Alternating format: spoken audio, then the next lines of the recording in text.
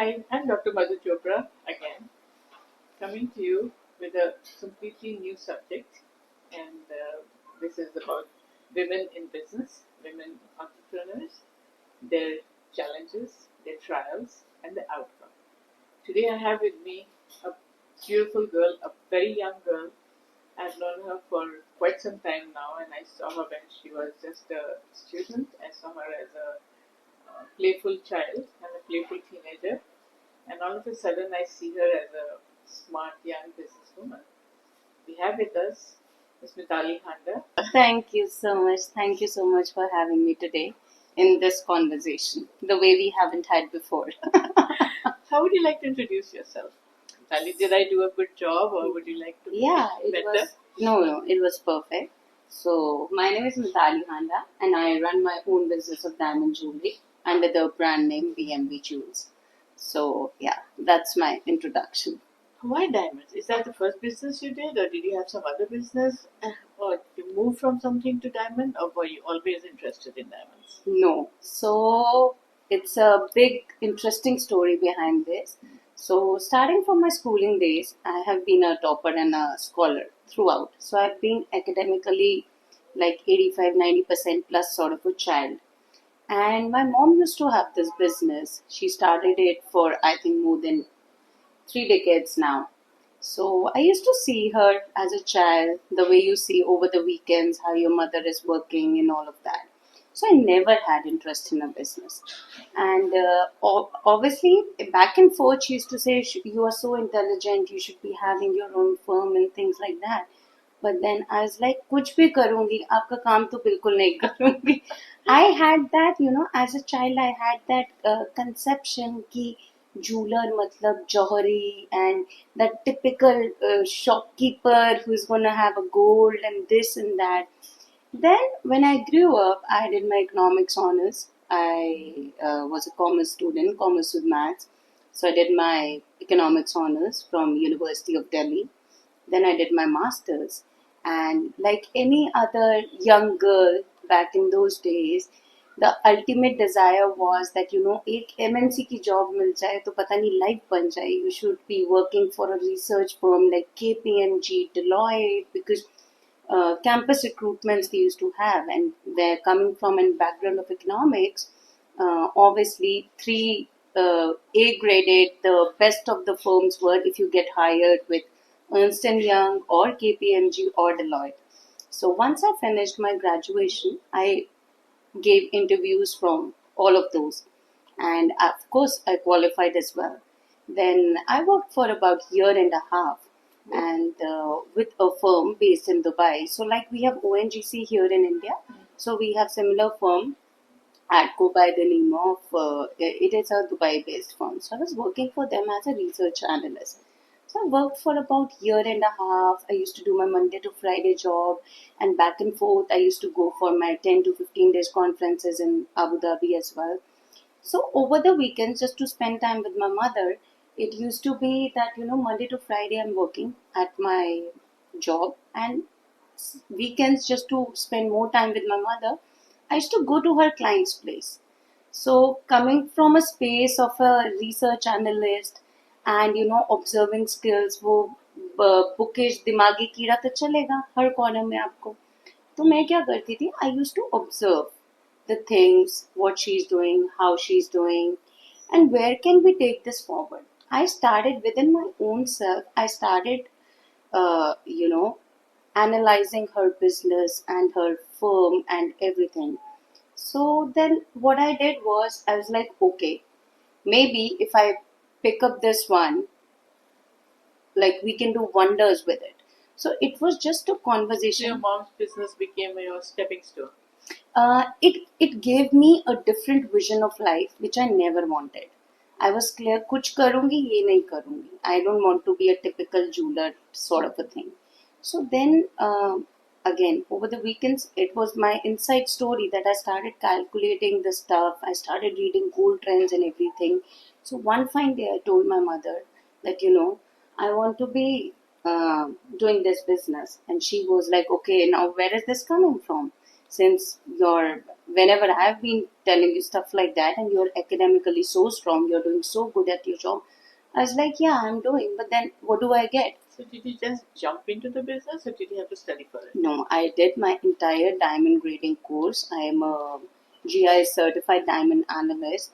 So literally, if you give me a diamond, I can from the naked eye tell you how old it is, from which refinery it comes, and I'm a certified diamond analyst as well. So I told her that I'll be jumping into the business, not the way you are doing it. I want to have the hardcore knowledge, head to toe of where it comes from, which mine, what the diamond industry is all about. So I excelled there as well. I certified with 97% in GI as well. So yeah, that's about it. Wonderful. Yeah. So now that we know that your foundation was strong because Yes. you had a mother who was already in business, gave you a stepping stone. Yeah. You got educated in the subject that you were interested in, so that gave you the strength. But where did you find the business acumen? Did you do an MBA? Did you work with a firm, intern with somebody? Where did you get the business acumen to start a business? Okay. So this one is really interesting because, of course, I had just stepped into her business, and I was coming from an working class or a job sort of a background. So obviously, I was clueless about which way the business can function. But somehow, as I told you, over the weekends, I already started my back calculations and everything. Customer relationship is what I understood very well and very young. And being a personality that I have been a social person as well since my childhood, so I like also talking to people.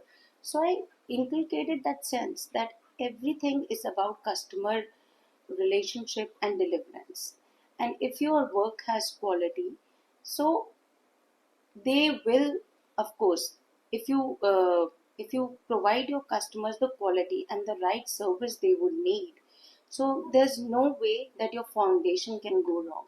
So that is one thing um, I kind of I learned myself, I observed myself, and that then I took it forward from there. There was no teaching, no learning. It was just on the ground practical experience. It was something like, if I don't know swimming, which I genuinely don't know, so if I am being thrown into the swimming pool, I would know how to manage my So way you so that I don't. everything about your business Hands on with practical experience on your own. on my own. Of course, back and That's forth. commendable, really. Yeah, That's commendable. of course, back and forth, your education does play an important role. But for me, as an entrepreneur today, I feel nothing gives you more experience than your practical experience. What challenges you face, what kind of, there are at times you do feel that, this is not functioning the way you wanted it to be. These are your challenges, where you're falling behind, where you're lacking behind, things like So that. can you count your challenges in one hand? So yeah, Did you have too many? the biggest challenge was age factor. So when you come into a business of, jewelry, what I personally felt, age factor plays an important role. You didn't look big enough, mature Yes, I didn't look that, Sage type, or I did not have that age thing to support me. So initially, what I felt was that when I used to deal with my clients, they used to feel, "ये छोटी सी बच्ची क्या business करती होगी या कैसे इसको diamond का," stuff like that. So you could gauge, but then eventually, again, I said, your knowledge and your quality and your service speaks for its own self. Once they started connecting with me for my knowledge, for my experience, like today I can say I'm literally more than my jewelry business, I'm jewelry consultant for people. Because no matter where in the world my clients are, they would always consult me for so many things, for whether it is about gems, whether it is about stones, whether it is about color clarity, whether it is about gold, whether it is about taxation, for so many things. And for me today, I have, again, coming from a space where I was facing the challenge of, that age factor thing, how is she going to do it, and other things as well. Because workmanship wise also, into the jewelry industry, you have to literally deal with labor class people. And and if you're dealing with them directly for your craftsmanship, for your designing, again there is a hindrance, because you being a female and delegating or explaining your work to a male karigar is again not an easy task. So yeah, there So were. did you find some gender bias Uh, in your business? yes, I felt it initially, but now I would say that not as much. I feel that, for me, I feel if somebody asks me jewelry, I would say girls can do it better than the males, because, of course, I'm not gender biased.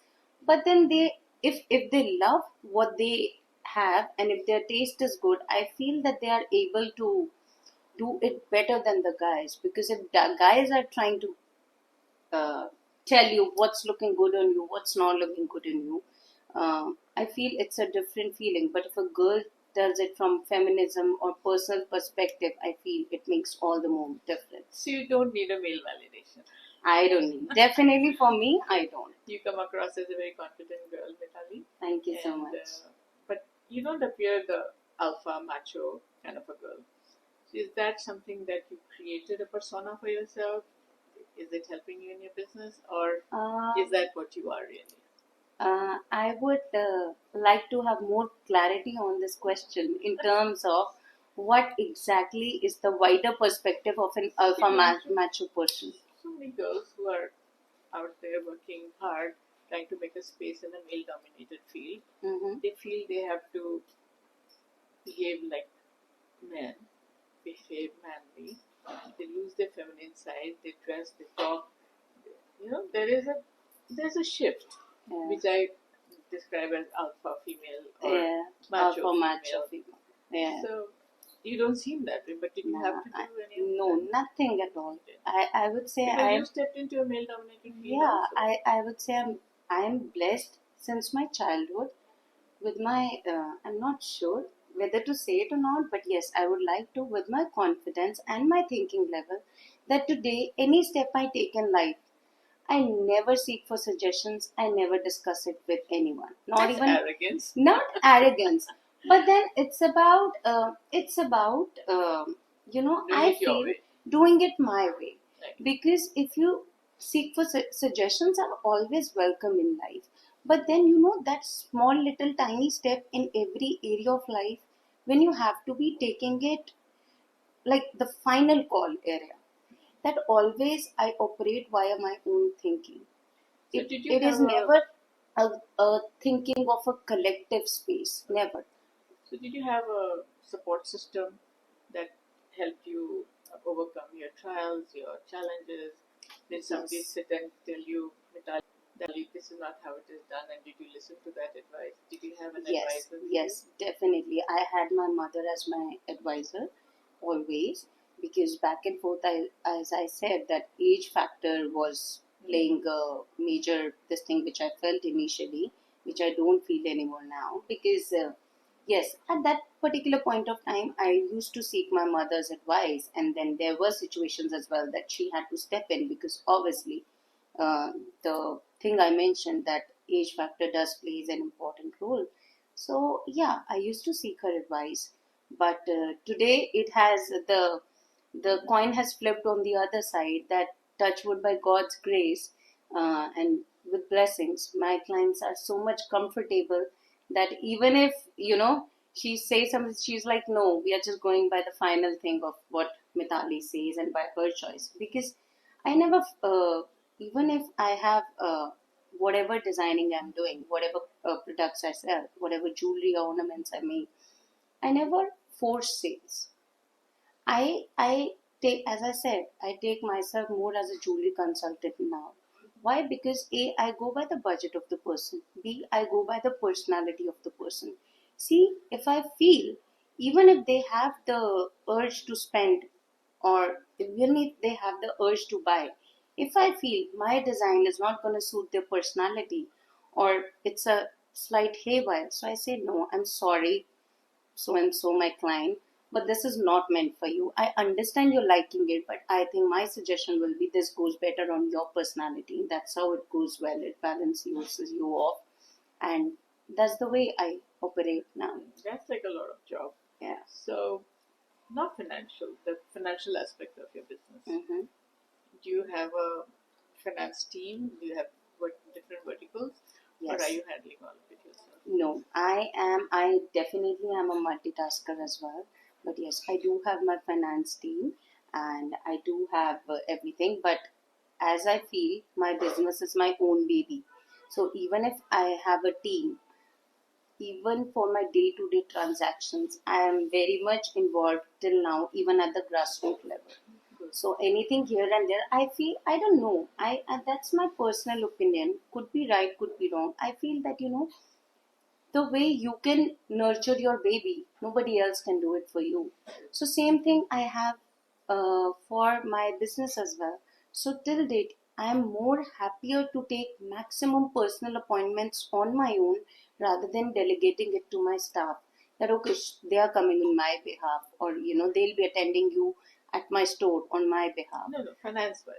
Yeah, Do finance, you oversee all definitely. your finance? Yes, yes. I'm. Your taxation. Yes, yes. I go through each and every part my own self. I have a team, but then I'm very much involved even for a single transaction, even for a single GST. That's amazing. That's Yeah. really good. And that's how I think it should be. Yes. Because everybody knows, I believe that a female should be financially independent, Yes. financially savvy, Absolutely. absolutely not dependent on anybody but herself. Yes. So the decisions are hers, the outcome are hers. Yes. So now, for the last segment of my subject, what is the outcome of all this? Where do you see yourself? Is it going to be, are you going to follow the same trajectory or are you going to change? Do you have any plans for the future?